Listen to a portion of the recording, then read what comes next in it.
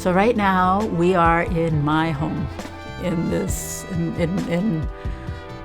you could almost say my dream home. We have a 4-unit building. We've had it for over 30 years. I've been a member of Poder. I knew that that things were happening, that they were doing some electrification things. You could also hear it in the community. We like to say that our organizing is to create better neighborhoods for the same neighbors. Around climate, that things are changing. And I love what, the idea that Poder holds. And given what Poder is doing here now with this, electrification in the mission, and especially around our community, of course I'm going to be a part of that, Of course it makes sense. The passion for healthy, resilient homes is a through line in all our work. From the first campaign to now, working with our members to have healthy, thriving communities. So when he said, throw your name in a hat, I said yes, and I didn't think it would, I didn't think it was going to happen. I thought, yeah. When they told me that I had been chosen, I was like, oh my God, it's happening, it's real. It makes a huge dent in addressing the climate crisis. But it's also a matter of public health. Burning gas indoors leads to health problems, respiratory problems, cardiovascular.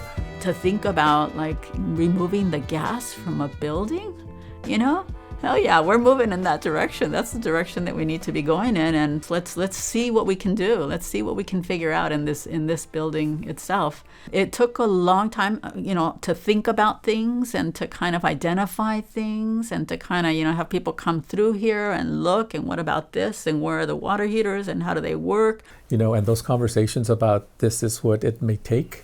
Even if it took more, as we were all learning as we went along, it's to her credit and the tenant's credit that we're here.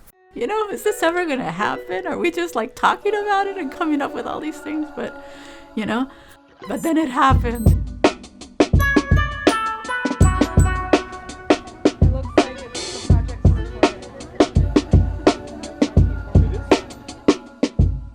As I mentioned earlier, this work would not have been possible without the support of the San Francisco Environment Department. The department and the Climate Equity Hub that it convenes are crucial to advancing equitable building decarbonization in San Francisco. Our next speaker, is a longtime immigrant rights and climate justice champion, our supervisor for District 9, Jackie Fielder. As we all know, we cannot meet our climate goals without equity.